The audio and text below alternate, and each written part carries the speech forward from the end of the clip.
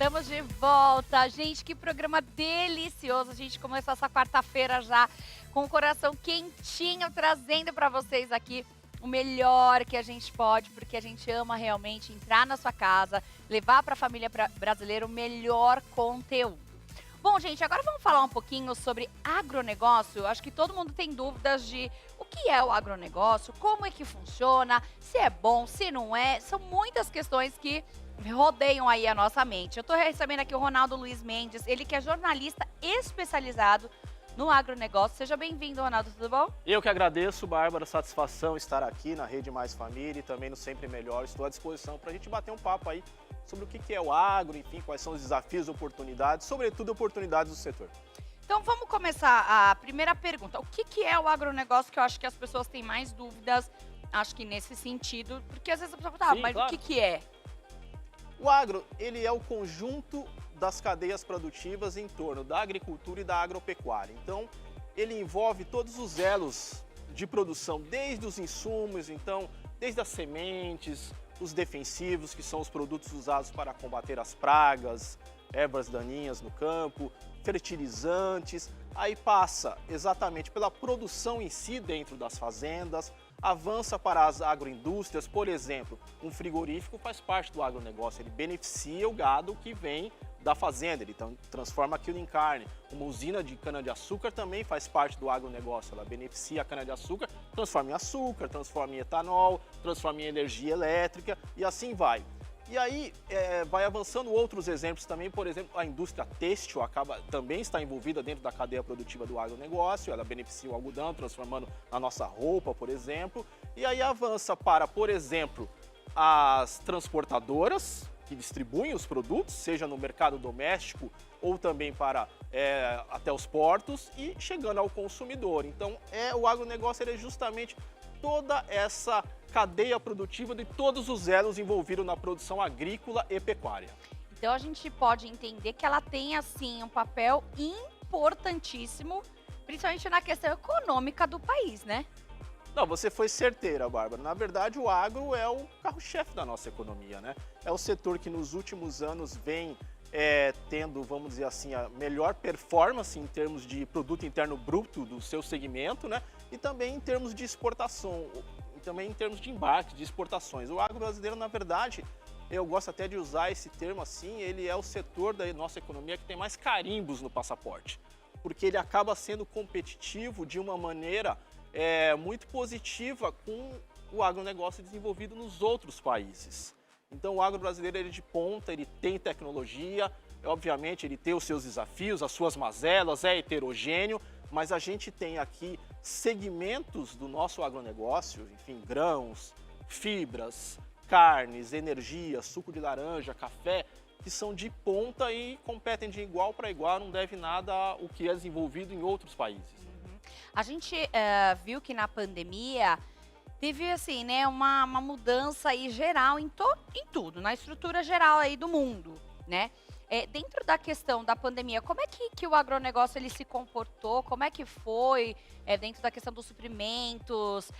Como é que foi o comportamento aí desse setor na pandemia e se isso impactou de alguma forma, se ainda não voltou a funcionar como deveria? Entendo o que você fala. Sim, foi um período muito desafiador para todos nós, né? Mas o agro ele segurou a ponta. Tanto que se a gente for fazer um flashback, vamos recordar aí 3, 4 anos do que nós vivemos aí da pandemia da Covid-19, não faltou comida na nossa mesa, certo? Certo. O desafio de acesso à comida é outro, é um desafio financeiro, mas de oferta dentro da produção nacional não faltou. Obviamente teve alguns desafios, sobretudo, vamos dizer assim, na importação de alguns insumos, como por exemplo fertilizantes. O adubo em si para adubar as lavouras, os pastos, o Brasil ele é muito dependente da importação de fertilizante. Então teve alguns problemas nesse sentido, sobretudo em termos de aumento de preços, dificuldade do transporte marítimo, né, global, mundial naquele período, mas em termos de produção não teve um grande impacto não, e já se passaram, vamos dizer assim, quase 4 anos, né, as cadeias globais de suprimentos elas já se adequaram, já meio que voltaram à normalidade, né?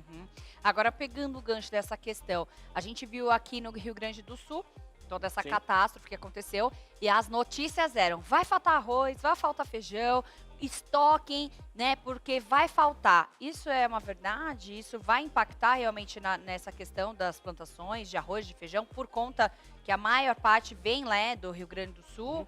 Então, falando em particular do arroz, não vai faltar arroz, mesmo porque o período em que infelizmente aconteceu esse flagelo das enchentes no Rio Grande do Sul, a colheita já estava quase finalizada. Então a produção ela já estava estocada nas suas respectivas fazendas, nas, enfim, agroindústrias beneficiadoras do arroz. Então não vai faltar arroz. Até dando, enfim, uma atualização de hoje, até o ministro Paulo Teixeira, do Desenvolvimento Agrário, ele confirmou que não será mais necessário realizar leilões para importação de arroz, porque a oferta nacional, ela está suficiente, ela é satisfatória, ela cobre a nossa demanda. Então não há qualquer risco em termos de faltar arroz nessa safra, enfim, para o nosso consumo, em relação a isso que aconteceu no Rio Grande do Sul, que é o nosso maior estado produtor, mas como eu disse, enfatizando uma vez mais, a colheita já estava quase praticamente finalizada, então não há qualquer risco nesse sentido. Ah, que bom, né? Porque a gente sabe que o pessoal também gosta de alarmar, né? Já estoca, vai lá, já faz. Aí você viu que praticamente as prateleiras vazias no supermercado, aí agora um monte de gente com arroz estocado lá, se não fizer, vai estragar. Não, acho que também tem um ponto que a gente precisa ressaltar, que é a questão do transporte. A malha rodoviária do Rio Grande do Sul, ela foi extremamente afetada, né? Não tinha como você levar a produção das fazendas para os centros de consumo ou vice-versa, levar insumos para as fazendas. Então tem esse desafio, mas até as notícias mais recentes apontam que as estradas já foram recompostas e tudo mais. Então esse fluxo de produção, da produção para os centros consumidores, isso está sendo normalizado, então não há nenhum risco em termos de desabastecimento de arroz, nada disso. Só pegando o ponto que você registrou no final da sua fala, Bárbara, você falou essa questão especulativa e tudo mais. No agronegócio, ele é um setor absolutamente, vamos dizer assim, dolarizado, porque ele trabalha muito com commodities agrícolas são produtos feitos de uma maneira igual em qualquer lugar do globo, são cotados em bolsa e tudo mais. Então, no fundo, o produtor rural em si, ele não tem controle sobre o preço do produto que ele vende. Ele não tem esse controle, porque isso é cotado em bolsa, né? Então, ele acaba não tendo controle. Então, se aumentou o preço do arroz, ou do feijão, ou do milho no supermercado, a menor culpa é do produtor rural, porque ele não tem controle sobre esse valor que ele é vendido. Ele tem controle para ele poder tocar o seu negócio sobre o seu custo, fazer cada vez mais com menor custo, mas sobre o preço ele não tem controle porque ele é cotado em bolsa. Olha que interessante, talvez essa é uma informação que você não sabia, eu não sabia. É engraçado que a gente vê, né, a gente ouve geralmente as notícias do macro, a gente vê aquela coisa que um falou ali naquela rede social, então tem que tomar muito cuidado com as informações que você tem colhido por aí, viu, gente? Tem que procurar sempre fontes seguras para não ficar maluco sem precisar, sem dúvida, né, Ronaldo? Porque eu acho que isso é uma coisa que atrapalha muito o povo brasileiro. Essa questão de espalhar, às vezes, uma coisa que nem é realidade. Mas falando agora dentro da questão de inovação, né, tecnológica, a gente vê que cada dia mais tem uma inovação tecnológica, tem um robô novo, tem um jeito novo de plantar, né, a gente vê que tem toda a tecnologia hoje sendo cada dia mais avançada, a tecnologia, a inteligência artificial, tudo isso. Dentro do agronegócio, quais seriam aí as inovações que estão por vir para que esse momento seja um pouco até mais fácil para quem produz, enfim, quais serão aí as novas tendências? Boa pergunta, Bárbara. Na verdade, não é o que está por vir, mas é o que já acontece.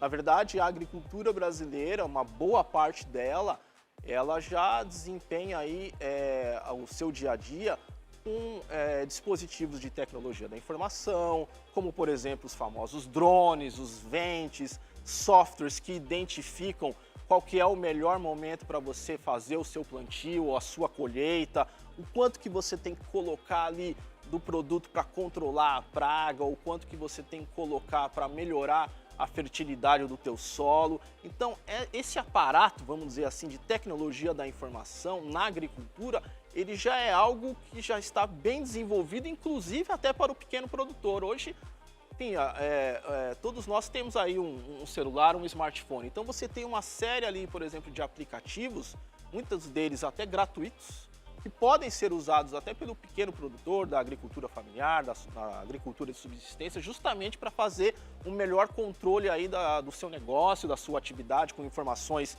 tanto técnicas quanto também econômicas e financeiras. Então essa questão do uso da tecnologia no agronegócio, isso daí já é algo, vamos dizer assim, padrão standard na agricultura brasileira. Já é uma realidade. Já é uma realidade e, na verdade, muito do que é desenvolvido no agro brasileiro é de ponta em relação a qualquer parte do mundo. Não é uma questão, não há uma defasagem tecnológica nesse sentido. Há um desafio, sim, vamos dizer assim, de democratizar mais o uso dessas tecnologias. Mas quem já usa o que é usado, seja na agricultura feita na Europa, seja a agricultura feita na China, nos Estados Unidos e tudo mais.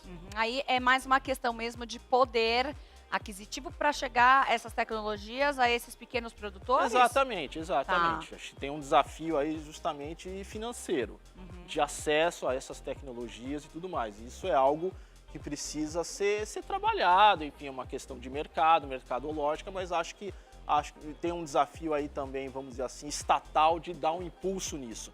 Até a gente está fazendo essa entrevista num dia chave para o agro brasileiro hoje, que foi o lançamento do Plano Safra, da agricultura, tanto familiar quanto empresarial, para o ciclo 24-25, né? Então, uma das linhas que está sendo lançada hoje nesse Plano Safra é justamente para melhorar essa assistência técnica, extensão rural para o pequeno produtor. Esse é um ponto fundamental. Que bacana. Sobre essa questão, esse é um ponto, acho que os pequenos produtores aí acabam enfrentando, mas tem outros desafios. E eu sei que dentro aí da tua experiência, da tua expertise, tem o Agropapo, é isso? Me conta um pouquinho sobre essa questão, que ajuda esses desafios dos agricultores. É uma peça. Eu sou jornalista no agro, né? E o Agropapo é um projeto que eu desenvolvo aí há quase 10 anos já, justamente de levar conteúdo, de levar informação sobre o agro, sobretudo para o ambiente urbano, para as cidades, justamente para fazer essa conexão, né? Entre o campo e cidades, entre interior e metrópoles e tudo mais. Então, é justamente até um ponto que você falou no começo da entrevista, de desmistificar alguns pontos, de contar quais são algumas particularidades, especificidades do setor, para justamente o público urbano fazer essa reaproximação, essa religação entre a agricultura e cidades, porque um não vive sem a outra. Então esse é o ponto do Agropapo, justamente uma plataforma de conteúdo que eu desenvolvo nesse sentido, de dando voz a quem quer contar um pouco mais do agronegócio e quem quer saber também mais. Que legal. É um aplicativo? É um programa de entrevistas também. Tem no YouTube também? Tem no YouTube, exatamente. Que legal. A pessoa pode entrar lá, ver o bate-papo, às vezes tem alguma dúvida que ela pode estar tirando ali daquele bate-papo. Que bacana. E aí, para quem quiser, por exemplo, tá ali participando com você, você também abre essa oportunidade? Sim, sem dúvida. Acho que, na verdade, no mundo da comunicação de hoje, o ponto-chave é a interatividade, né? Então, sem dúvida. Tá. Agora, uma curiosidade que tem a ver com o assunto, mas não tem. Por que você escolheu falar do agronegócio? Porque, na verdade, eu caí de paraquedas no setor, não foi uma escolha.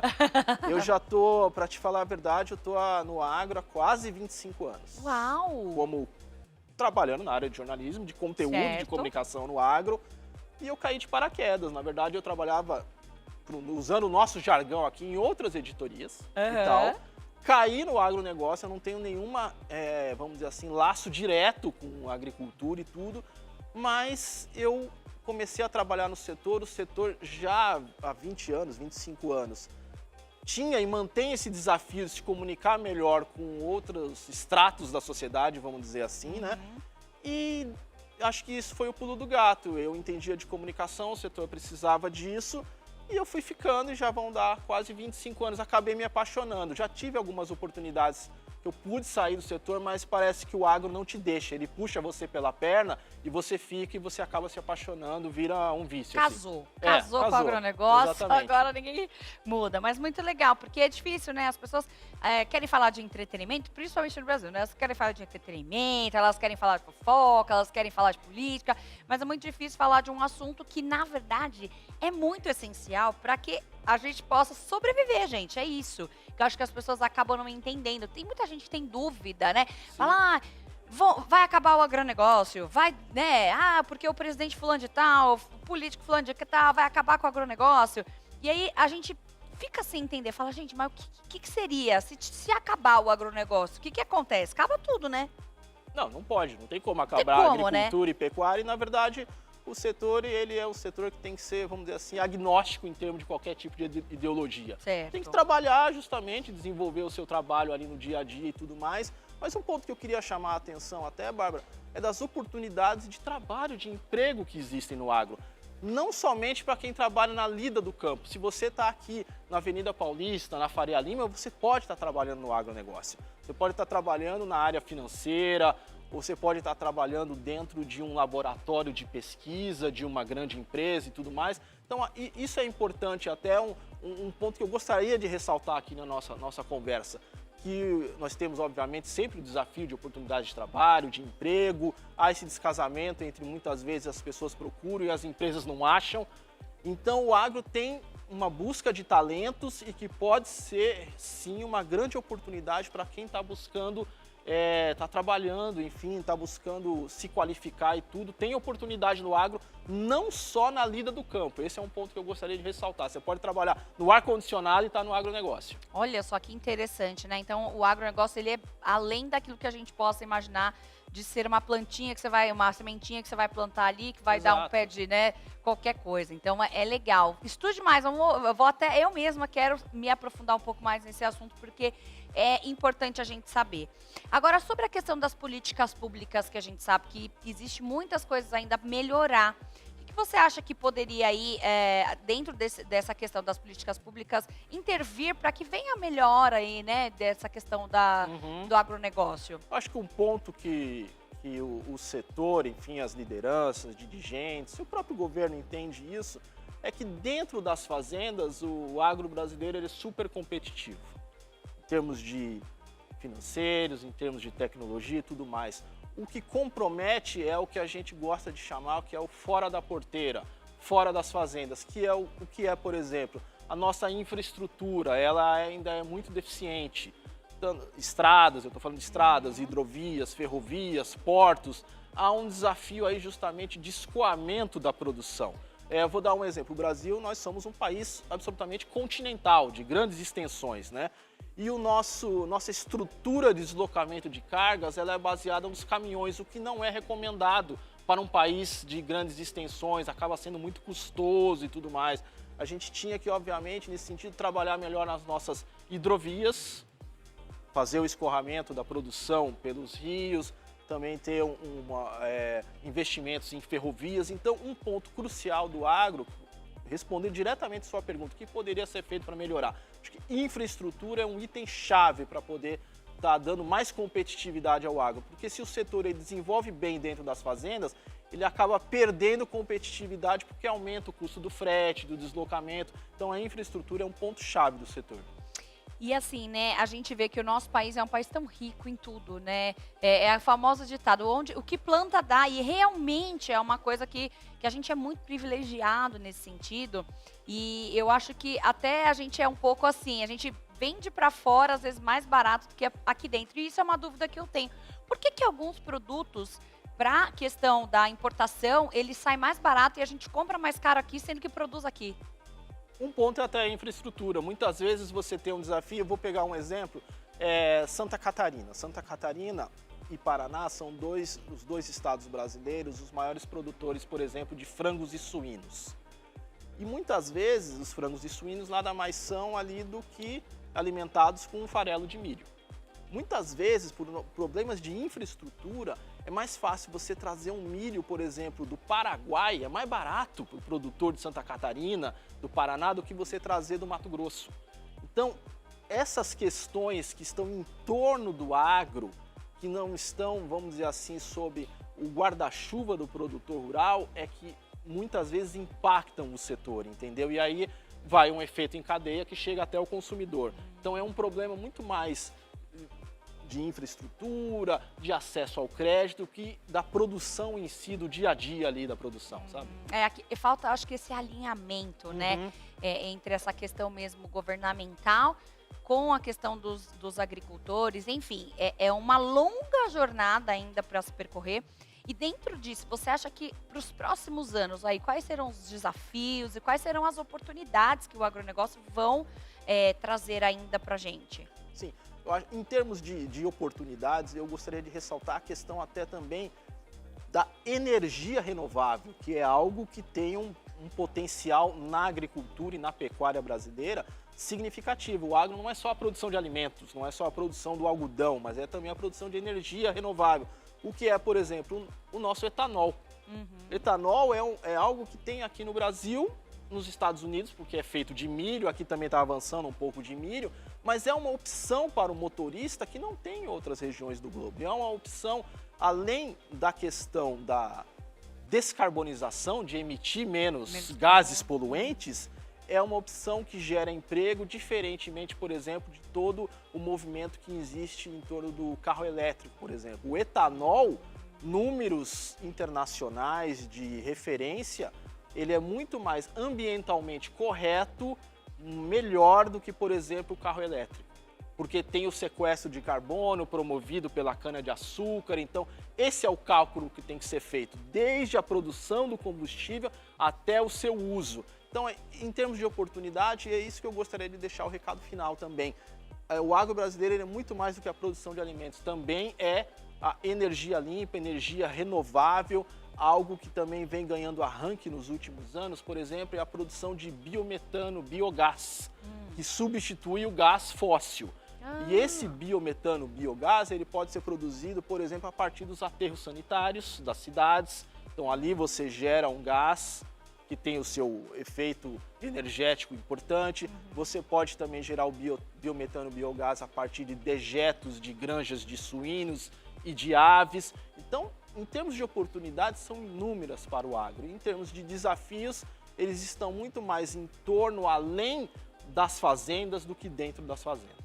A gente vê que hoje tem muita coisa aqui também, a questão da energia solar também tem crescido, é um mercado que tem crescido. Você vê que hoje tem empresas assim que vendem isso agora para qualquer casa, porque antigamente você tinha uma dificuldade de encontrar empresas que faziam isso e era uma fortuna, era muito caro. Hoje já está muito mais acessível essa questão também da energia solar, que eu acho que também ajuda o meio ambiente. É uma cadeia, né, Ronaldo? Acho que é aquilo, desde você reciclar o seu lixo, até você economizar água, reutilizar água. Então, é uma cadeia. Acho que, por exemplo, a nós, né, réis mortais, que somos aí a população, cidadãos, enfim, o que a gente pode fazer para ser uma pessoa que vai ajudar, né, o nosso meio ambiente, até mesmo o agronegócio, porque eu acho que a gente tem uma responsabilidade também nisso, né? Não, sem dúvida. Até você me perguntou o que é o agronegócio. Eu acho que até na minha resposta eu esqueci de dizer. O agronegócio também somos nós consumidores. Eu acho que tem um ponto importante também, que dentro dessa cadeia produtiva toda e de consumo, acho que um ponto que a gente pode se ater é justamente em relação ao desperdício de alimentos. Muitas vezes a gente compra mais do que a gente vai consumir. Então esse é um ponto. E aquele alimento produzido, nossa, ele até chegar à sua mesa, né, ele passou por uma série de etapas, teve o gasto de energia, o gasto de trabalho, de deslocamento e tudo mais. Eu acho que um ponto importante de nós consumidores, aí é um desafio, não digo nem nacional, é um desafio global, é o combate ao desperdício de alimentos. Nossa, isso que você falou, realmente, estava falando ontem com meu marido, que a gente estava fazendo uma troca de uma geladeira lá, e aí a gente tirou algumas coisas e acabei jogando algumas coisas que já estavam ali, enfim, que perdeu a validade, a gente não olhou. E aí a gente olhou um pro outro e falou, não, a gente não pode ter esse desperdício, exato, porque você está jogando o seu dinheiro no lixo. Você comprou aquilo, independente se foi uma comida que você fez, que sobrou. Então, eu acho que é muito legal essa dica para você, né, dona de casa, você que assiste a gente, tenha esse consumo também consciente. É melhor comprar toda semana, né, ir lá no mercado. Eu já não sei. Aí não, eu falo por mim, né, a gente comprava no mês, sobrava muita coisa. Então, agora eu vou na semana, compro o que eu vou usar naquela semana, para evitar esse desperdício, porque é algo realmente que não dá pra gente brincar com isso também. Certeza. Né? Com tanta gente passando fome também, mas a gente pode fazer a nossa parte. Ronaldo, quero te agradecer. Foi muito bom o nosso bate-papo. Quero que você passe pra gente os seus contatos. Quem tiver mais interesse em conhecer um pouco mais sobre o agronegócio, também o seu canal, passa pra gente, Muito por bem, favor. eu que agradeço, Bárbara, agradeço a toda a produção aqui. Bom, os meus contatos, acho que o contato direto que vocês podem conversar comigo é o meu site, que é comresultado.com.br, que é justamente o site aí da minha agência de produção de conteúdo de comunicação no agronegócio. É isso, gente. Boa tarde a todos. Muito obrigado uma vez mais, Bárbara. Dentro do site, o pessoal encontra o link para assistir as entrevistas? Exatamente, encontra lá também. Então perfeito. Então, gente, ó, vamos lá para conhecer um pouquinho mais sobre o agronegócio e a gente poder também bater papo e informar, né, o vizinho, a mãe. A gente pode falar, sim, sobre esse assunto. Obrigada, Ronaldo.